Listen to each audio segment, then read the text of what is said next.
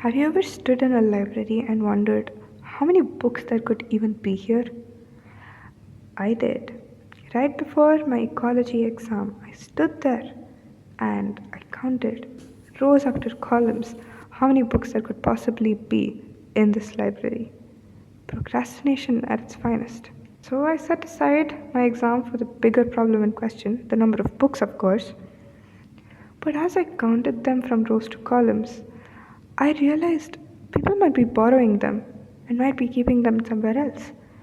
I might be missing the books that have been borrowed, and I might be recounting the books that have been misplaced. But if I couldn't count these stationary objects, how are people out there counting lions, tigers, and even birds that fly? Now, if I take a good number of regularly used books, leave a sticky note on the number of books that I can count, let's say 100 for a day, next day I come back, there would have been shuffling. Then I checked the same 100 books, not the same books, but the same number of books. And based on whether a large group of books had a sticker on it or not, I estimate how many books there could be in this library. If the number of marked books or stickered books that you get when you visit the second day is very high, that means you already counted a lot of books that were in the library, and there wasn't too many books to begin with. But if you do find a lot of unstickered books, that means there's a lot more books in the library you're yet to count, assuming there isn't addition of new books in the library or removal of old ones. The same logic backwards.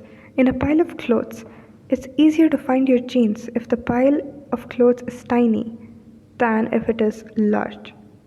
It's harder to find stickered books when the sample size is very huge.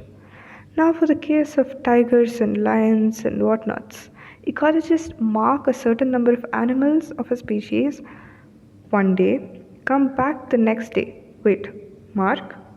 Well, these are markers, inks, tags, anything, as long as it's ethically approved.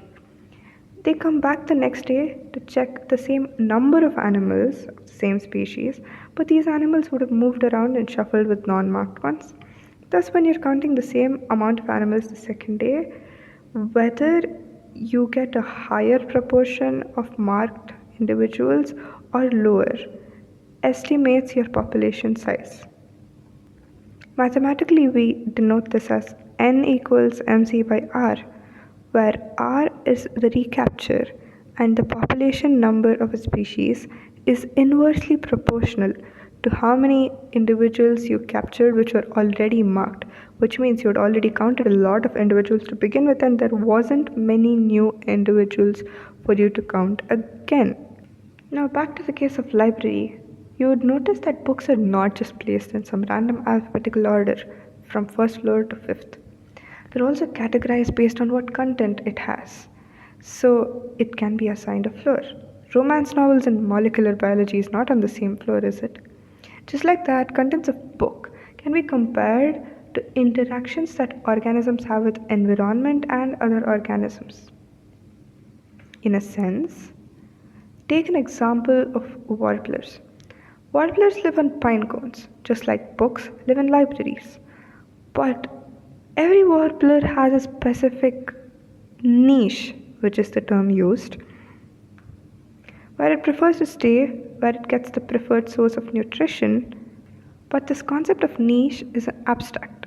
In a sense, that niche is constructed around what the organism interacts with environment, with abiotic and biotic factors. So a niche is for an organism what a floor is for the book.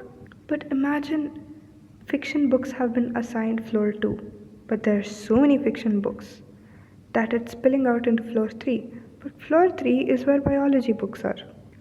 But you already said that floor 2 is the niche of fiction books.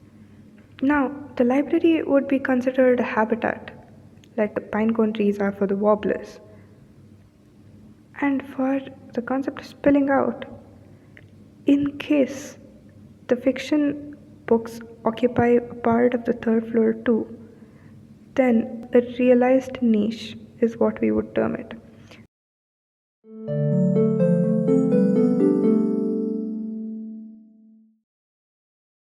in a sense. Due to presence of other individuals in the environment, your niche is being adjusted for the same.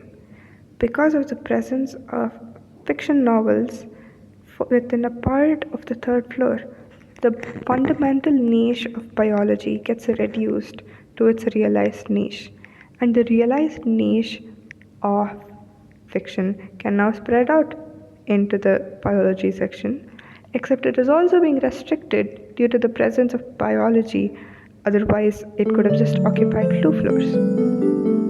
Now, this fight for space could advance into something of a competition of sort. There are 2 types of competition. One is intraspecific and one is interspecific. Intraspecific is when a book on murder is fighting with another book on murder. An individual of the same species is fighting with an individual of its own species. But interspecific is when a book on murder is fighting with a book on birding. 2 different species, yet competition, such as competition for grass between 2 deers and between goat and tortoise. After all this, I was going to pick out an ecology book for the exam, but by the time I'd gone there, somebody had already borrowed my book. Well, should have written an actual sticky note, or I'll just mark recapture it later.